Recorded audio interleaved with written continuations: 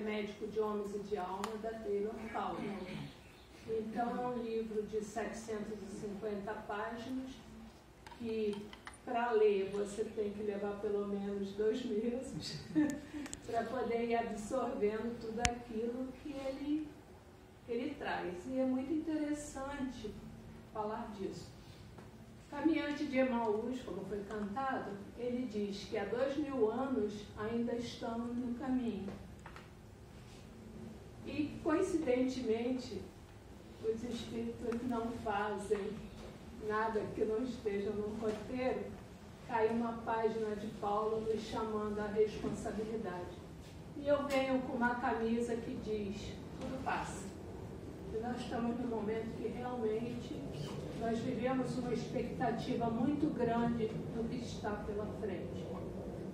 Mas aquele lá de cima está sempre no comando.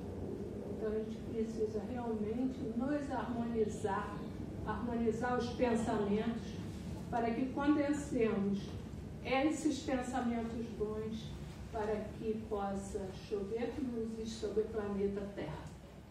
Porque é isso que nós estamos precisando nesse momento. Bom, então, eu coloquei 2 quadrinhos aqui, porque Lucas, que é Médico de Homens e de Almas, tem 2 momentos muito interessantes.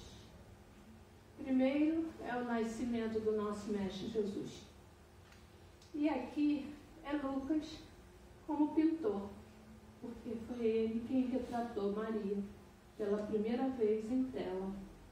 Então nós temos ele, além de ser o patrono dos médicos, também é patrono dos artistas, dos pintores, daqueles que gostam da arte. Aqui está Lucas, o evangelista. Então, eu tenho uma pequena história da família, conforme a autora do livro. Prisco era pai de Diodoro. Diodoro, casado com Aurélio, pai de Rúbia. Prisco tinha Enéas como seu escravo. Como escravo, não se sabe por que motivo Prisco se tomou de amores por esse escravo e deu a ele uma educação, deixando que ele aprimorasse a sua inteligência. Enéas veio a ser um guarda-livros, um homem que tinha sua liberdade e tinha também uma profissão respeitável. Ele se casou com Íris, que era a ama de quarto de Antônia, dos romanos, né? Eu não vou trazer muito essa história, porque senão eu vou perder a essência da história de Lucas mesmo. E o Diodoro, ele era tribuno, nomeado depois governador de Antioquia, da Síria, onde dizem que Lucas nasceu, apesar de ser considerado grego, porque ele era filho de grego e tinha vindo através dos escravos que saíram da Grécia e foram para Roma. Enéas, como escravo, ele gostava de Roma, ele queria Roma, porque Roma era uma cidade grande, adiantada, enquanto Antioquia, ele dizia que Antioquia era uma cidade suja, era uma cidade de porcos, era uma cidade onde vinham muitas pessoas de fora, e dali ele não gostava daquele cenário. E uma das coisas que chamava a atenção de Lucano, porque o verdadeiro nome de Lucas é Lucano. Lucas é um diminutivo do nome dele, é um apelido carinhoso. E esse nome foi quem ficou para nós, né? E ele via o pai, durante o jantar, lavando as mãos em leite de cabra, que dizia que era para dar maciez à pele. No entanto, ele notava que tinham cicatrizes enormes do tempo que o pai havia sido escravo e que muito era maltratado pelo seu senhor. E ele dizia que o homem deveria guardar suas marcas porque o trabalho é merecido para todos nós. Então, ele achava aquilo estranho e, ao mesmo tempo, ele admirava o pai quando via o pai pegar uma taça de vinho e dar para o santo. A gente conhece essa história porque tem pessoas que até hoje é uma dosezinha para o santo, né? E bebia o restante. Isso era uma tradição grega de dar um pouco de vinho para a divindade. Era o Deus desconhecido que tantos gregos falavam. Era um Deus que era um Deus de soberania, de amor, de bondade, totalmente diferente dos deuses romanos e dos deuses gregos que promoviam a guerra, a desgraça e tudo aquilo mais que nós conhecemos dentro do campo da filosofia, da arte, né? E tem um Deus que é relacionado pelos gregos, que é a cabeça de touro, corpo de homem, e várias gavetas, e abastecido por chamas. Quando eles tinham que fazer sacrifício, eles usavam os bebês. Pegavam os bebês, colocavam naquela gaveta, e aquela gaveta, uma vez fechada, ela não abria mais. E a criança era ali, morta. As mães também, que não queriam seus filhos, poderiam fazer donativo aos deuses através daquele Deus. Então, esse era o Deus que Lucano, criança, não suportava. Achava que não era justo, não era sensato. Então, aconteceu um fato muito interessante, porque Rúbria, a filha de Diodoro, ela sofria de uma doença rara, provavelmente a leucemia, era chamada de doença branca. Essa menina ficava no leito, muitas vezes brotavam gotículas de sangue de sua pele. E um dia, Lucano estava com 9 anos de idade, deitado na relva, olhando para o céu, e Diodoro chega até ele e diz: menino, o que fazes aqui uma hora dessa? Sua mãe deve estar preocupada contigo. E ele diz: eu estou olhando para o céu, pensando num Deus desconhecido, e trouxe ervas para curar a minha amiguinha Rúbria. Os dois eram amigos de infância, corriam pela vegetação, brincavam, se distraíam, e ele trouxe aquela erva.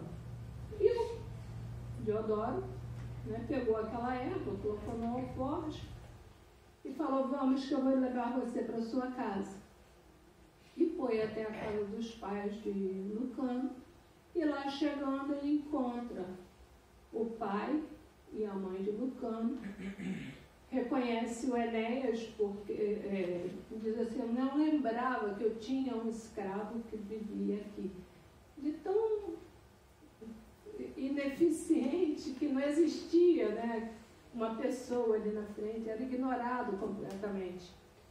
E então ele lembrou que na infância dele, ele fora criado com a mãe de Lucano, e que os dois também tinham se apaixonado infantilmente, como Lucano e Rúbria eram apaixonados. Mas ele deixou o menino ali e foi para casa, e lá chegando ele encontrou Tequitá, que era um médico da família, e também um bruxo, que lidava com ervas, com beberragens, faziam incensos e coisas a mais. E então quando o Tecta viu essa erva, falou, era tudo que eu precisava, e faz a beberragem para a menina. No dia seguinte, a garota estava curada, entre aspas. Por quê? Tecta avisa a Lucano depois, que aquela menina tinha um tempo curto de existência. Ela tinha ganho uma prorrogação do tempo dela. Né? Então, ele segue o caminho, o pai da menina fica muito satisfeito com isso, dá liberdade ao médico dele e dá a possibilidade de Lucano estudar na Universidade de Alexandria, onde era o ponto máximo do ensino da época. Então, ele vai, 12 anos já entra para o ginásio, mas em Alexandria ele aprende todas as artes, desde a literatura, as artes marciais, a própria medicina. Só que dentro de si, Lucano já tinha uma cura. Ele fazia curas antes mesmo de conhecer a história de Jesus. Então, a autora vai colocar lá que na infância, como é que era o caráter de Lucas, né? É um caráter reto, sua filiação, seus amores, seus interesses, o ambiente da época, o uso, o costume, a criadagem, os jardins bem cuidados. Pela descrição, ele era tão belo quanto uma divindade. Ele tinha uma beleza que vinha muito da mãe, porque a mãe também era muito bela. Diz que Íris era uma mulher lindíssima, loura de olhos claros, era uma beleza ímpar. Lucano era considerado um Apolo, de tão belo que ele era. Aqui não, isso aqui é de hoje, viu? Então ele faz a busca do Deus desconhecido e desde cedo, mesmo ele, como eu falei, ele respeitando essas divindades, porque ele vinha de uma tradição, mas ele dentro de si sabia que tinha algo maior. Aí, mais tarde, né, essa menina veio a desencarnar, ela morre da doença, e ele fica muito de mal com Deus.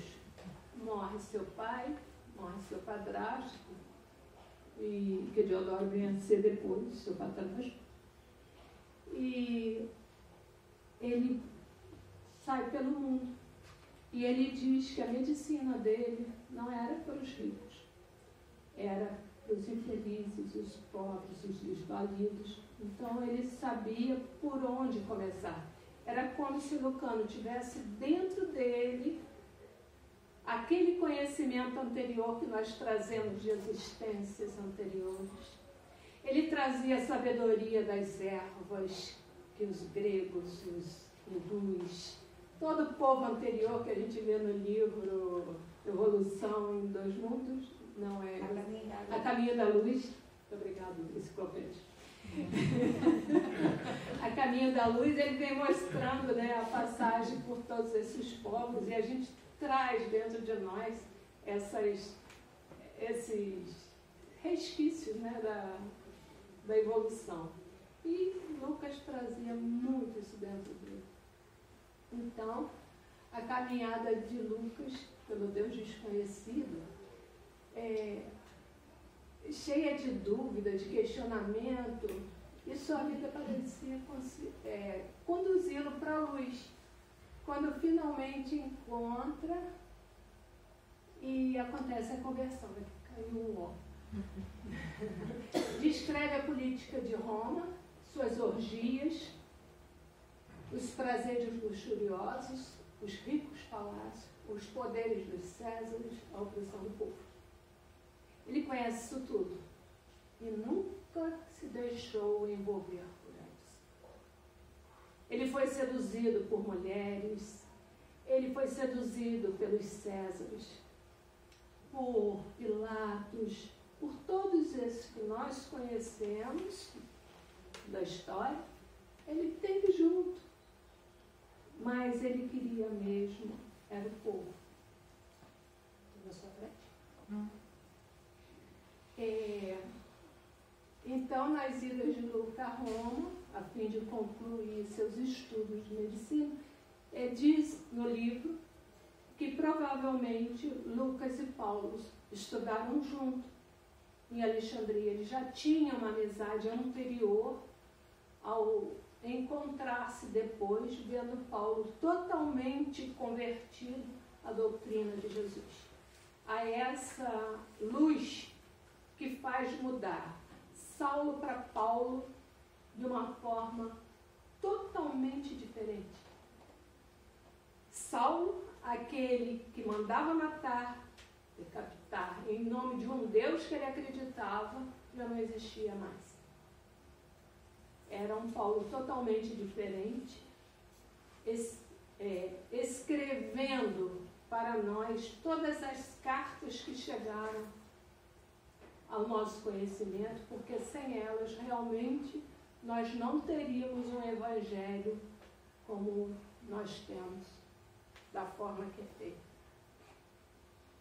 Então, mesmo Paulo, né, o Lucano, ele tinha o domínio de todas as artes. Ele, antes dele conhecer Jesus, ele teve a certeza, porque um dia ele estava deitado na relva com esse Queftá, e viram quando uma estrela cadente veio. E esse médico sabia que um Messias viria através de uma estrela, a estrela que guiaria os pastores até Jesus. Então eles conversam a respeito e ele mais uma vez diz: esse Deus desconhecido, ele existe e eu vou encontrar. E depois, ele já adulto, formado em medicina, ele vê o tempo escurecer durante o dia e se tornar noite. Foi quando Jesus foi crucificado. Essa foto é minha. E aqui está o Cristo, aqui, ó. Então, ele mais tarde, ele estando no navio, ele recebe uma carta de Prisco e Ramo. Quem é esse Ramo? Ramo foi um escravo que foi dado a Lucano, e ele teve seus olhos perfurados por pregos.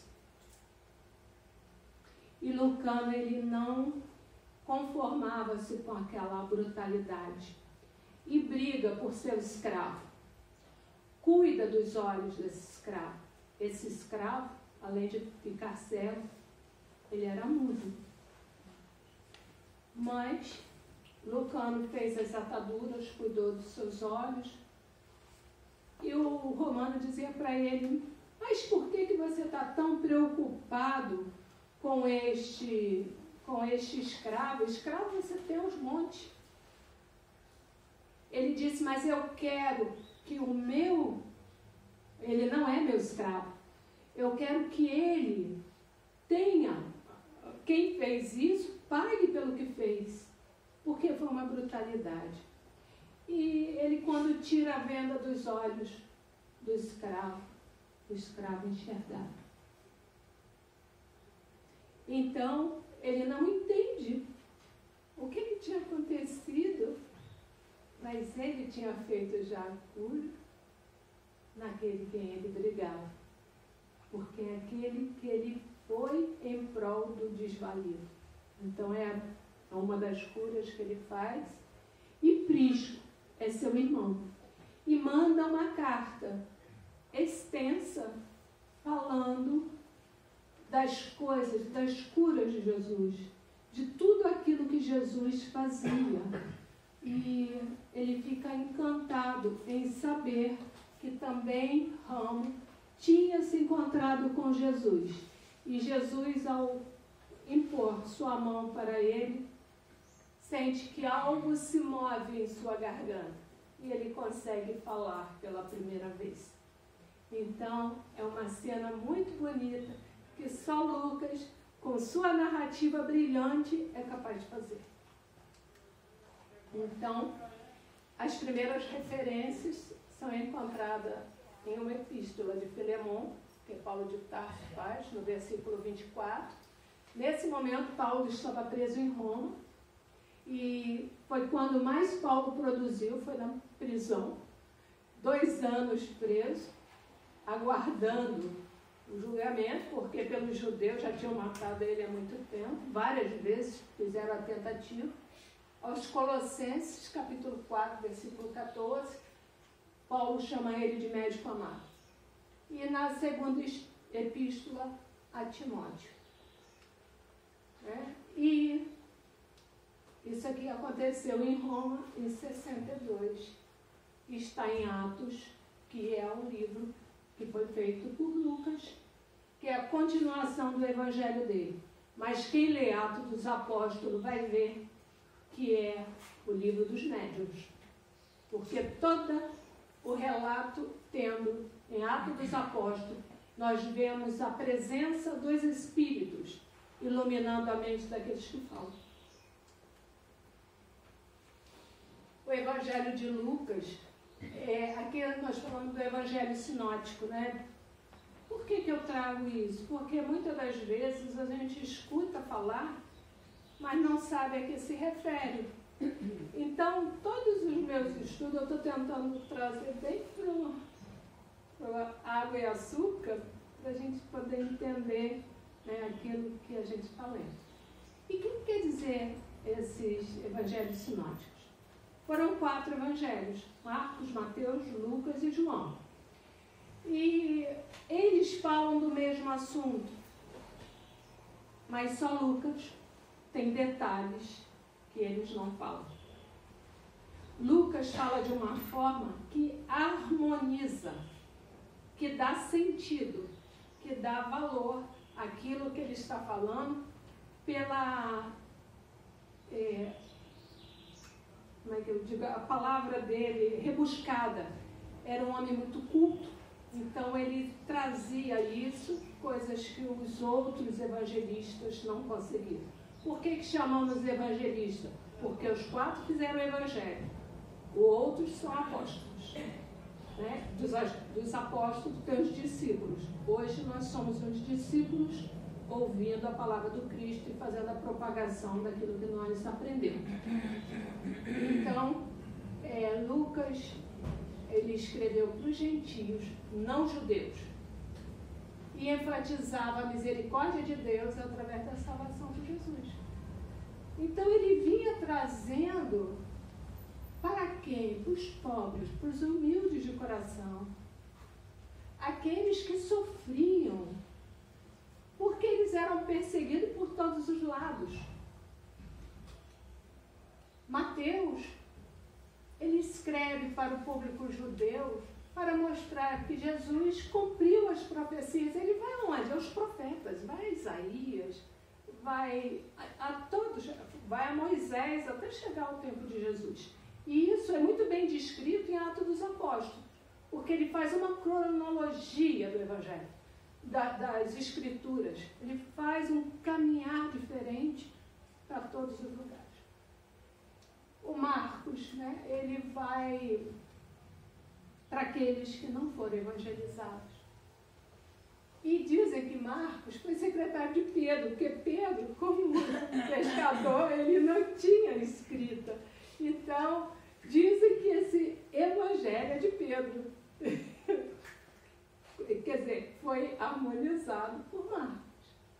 Então, é muito interessante quando a gente estuda e vai vendo alguns aspectos que eu desconhecia. E o Evangelho de João é dedicado à trajetória de Jesus durante os seus dias e foi escrito na prisão também em Patmos, que é muito lindo. Quem leu a história de João falando dessa prisão dele lá em Patmos, né? Então, os evangelistas, eles foram romancistas, historiadores, e antes de mais nada, eles foram narradores de uma vida. Em 63, Lucas narrou o Ato dos Apóstolos, como eu falei, é uma consequência, é um prosseguimento do seu evangelho. E então, Amélia Rodrigues, que viveu a época de Jesus, porque ela estava no local, isso é narrado, né? Todos nós conhecemos que ela estava junto com Jesus. Amélia Rodrigues, ela traz para nós os fatos da época de Jesus. Então ela diz que o Evangelho é a mais expressiva história de uma vida através de outras vidas, iluminando a vida de todos os homens. Isso é fantástico. Isso é fantástico, porque só através desses homens, dessas histórias, é que nós vamos fazer a nossa própria história. É como diz os caminhantes de Emaús, nós temos que trazer para hoje. Nós temos que trazer para hoje a vivência.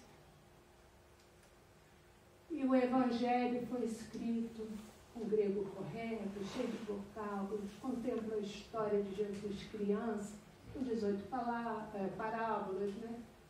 E 6 dos chamados pilares do filho de Maria e José. E então ele preocupa-se em destacar o carinho de Jesus para com os excluídos da época, os doentes, os pobres, as mulheres e os pecadores, porque Jesus foi quem mais protegeu as mulheres. As mulheres até hoje, no Oriente, elas não têm vez. Elas são as escórias do mundo ainda hoje.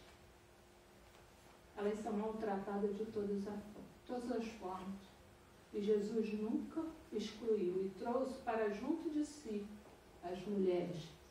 A sabedoria dele era bem maior que qualquer um. E é por isso que ele apareceu com a Magdala. Pois é. Para poder a mulher passar a testemunhar. Porque então a mulher não podia testemunhar. Nunca. E é a 12ª apóstola. É a nossa grande madrinha. E como ele foi chamado, né? Ele é o Paulo, diz para ele, ora Lucas, se te encontras sem compromisso imediato, por que não te dedicas inteiramente ao trabalho do Mestre Divino? Mas quem foi Jesus, senão médico do mundo inteiro? Até agora tens curado corpos que de qualquer modo, cedo ou tarde, hão de perecer. Tratar do espírito não seria um esforço mais justo? O que adianta cuidarmos só do corpo? Se nós sabemos que a vida não termina aqui. Sempre acreditei na medicina do corpo, é um conjunto de experiências sagradas, porque você tem que cuidar do corpo também.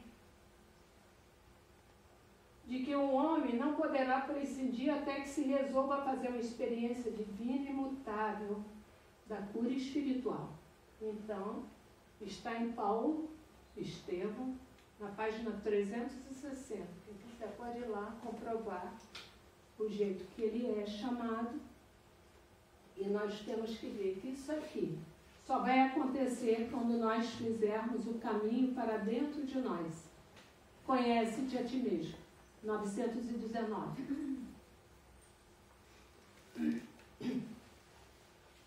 O livro de Lucas é o terceiro dos 4 evangelhos, Mateus, Marcos, Lucas e João.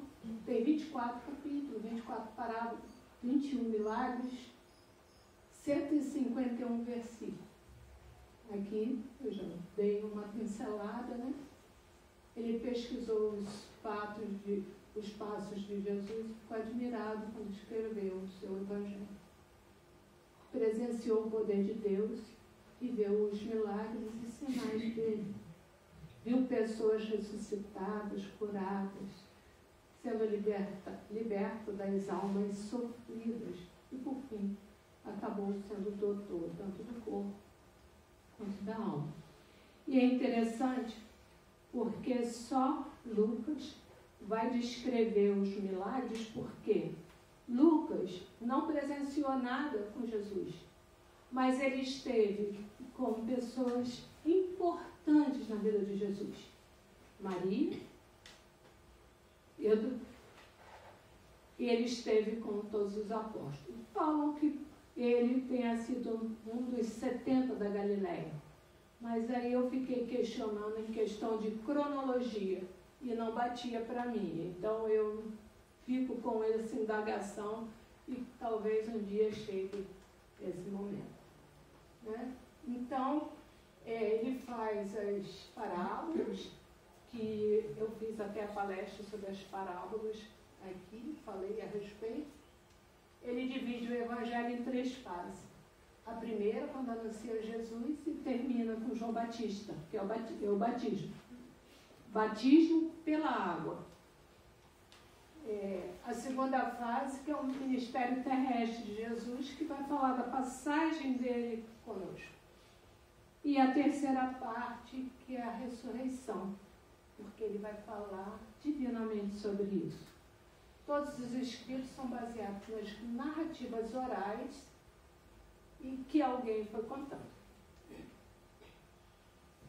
Porque é muita coisa e eu estou vendo o tempo passar. Mas eu fui me empolgando, porque realmente não tem como, né? Um dos aspectos interessantes de Lucas é que frequentemente ele fazia uma justaposição de histórias, como, por exemplo, ele cura o demoníaco, está lá no capítulo 4, em seguida ele faz a cura da sogra de Pedro, está no versículo 4, que é o prosseguimento deste.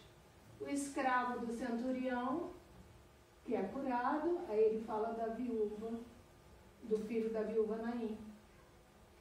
O Geraseno demoníaco, que é curado, e em seguida a filha de Jairo e a mulher hemorroísa. Que essa daqui, para mim, é uma das narrativas mais bonitas que ele faz. Der tempo, eu vou falar dela. Terminadas as anotações evangélicas, o espírito dinâmico do apóstolo da antiguidade encareceu a necessidade de um trabalho que fixasse atividades apostólicas logo após a partida do Cristo, para que o mundo conhecesse as gloriosas revelações da Pentecoste. O que é a Pentecoste? É os espíritos falando em todas as línguas, em todas as raças, e todos se entendendo. E assim que se originou o magnífico relatório de Lucas, que é o Ato dos Apóstolos, contendo 28 capítulos só. Mas é denso. É 28 capítulos, mas é denso. Então, em Jerusalém, o rabino, aqui mostra como que Lucas faz um evangelho, mostra o que é a amizade. Uma amizade sincera, uma amizade que vai se estendendo ao longo do tempo. Então, Lucas nunca deixou Paulo sozinho. Em todos os momentos ele estava junto. E era interessante porque Lucas estava junto com Paulo. Ele saía de perto de Paulo, Paulo apanhava. Ele voltava, curava Paulo, deixava Paulo zerado das feridas. Paulo apanhava de novo. Então, Paulo apanhou muito, porque ele aprendeu, através desse suplício, desse sofrimento, aquilo que ele tinha imposto. Na mesma encarnação, tudo aquilo que ele fez padecer, ele padeceu. Né? No final, Paulo ele constituiu um esteio moral e físico, vivendo ambos sob o terror implantado por Tigelino. Esse tempo aqui foi o tempo mais crucial da maldade romana. Foi Lucas que sugeriu o nome de cristão para os primeiros trabalhadores. Por quê? Nós éramos conhecidos como viajores, peregrinos, caminhantes, homens do caminho. E ele falou, vocês seguem o Cristo? Deveriam ser chamados cristãos.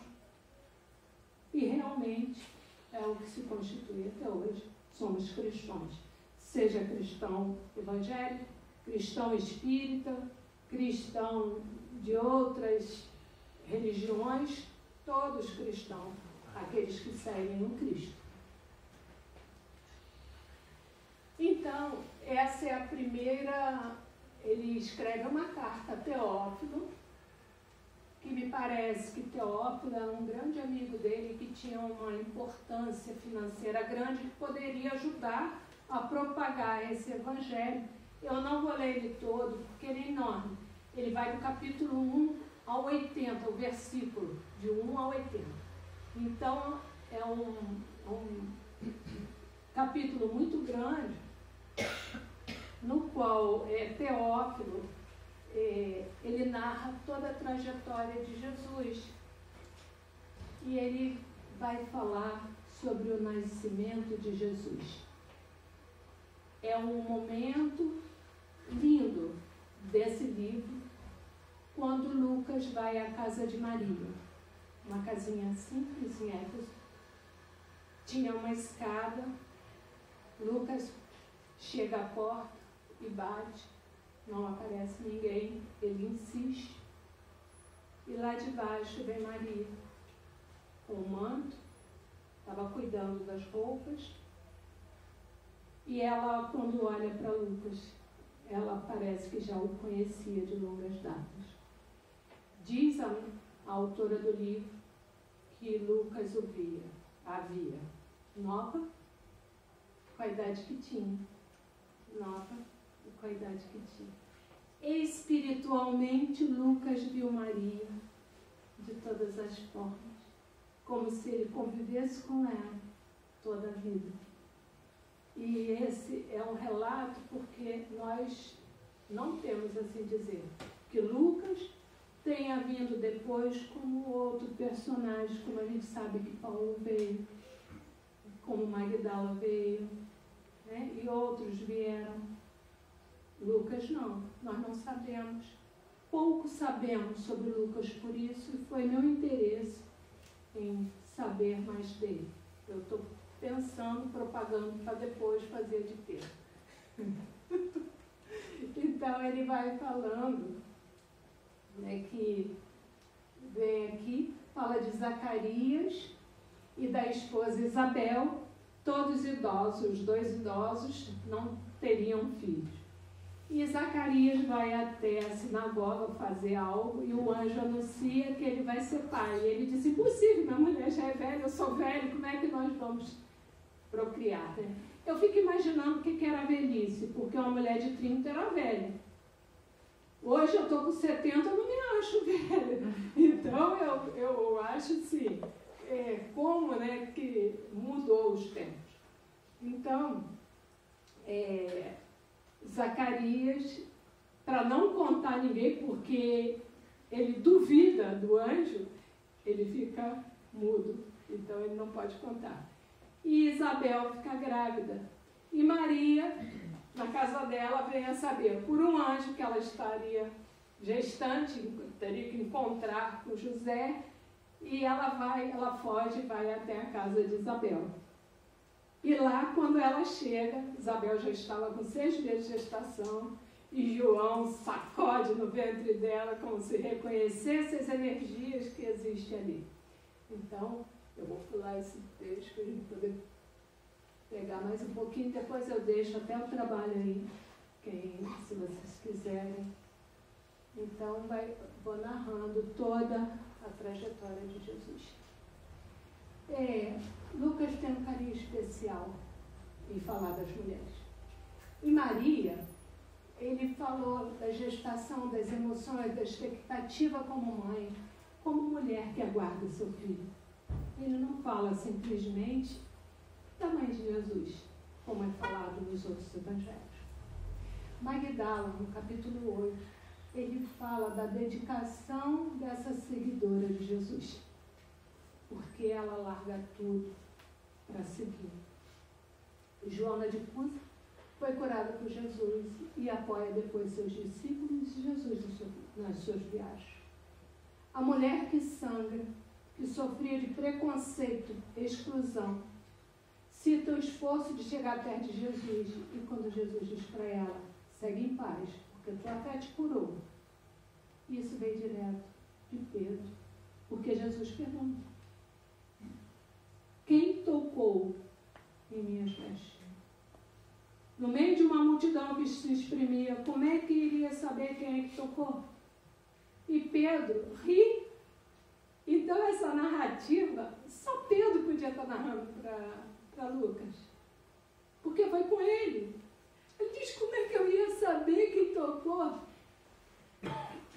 Aí Jesus diz, porque de mim saiu o quê? A energia de Jesus. Saiu algo dele que cura essa mulher depois de anos e anos para se curar de uma hemorragia. E para os judeus o sangue é totalmente impuro.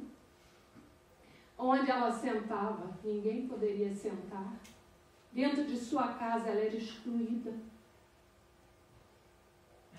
Imagina, ela gastou uma fortuna tentando se cuidar e não conseguiu a cura. E, no entanto, ela se veste, porque foi logo depois que Jesus expulsa os demônios, ela sabia que Jesus passaria pela cidade dela. E ela vai de encontro a Jesus. E no meio daquela multidão, não tinha como chegar perto dele, então ela encosta a mão na veste e a fé dela a cura.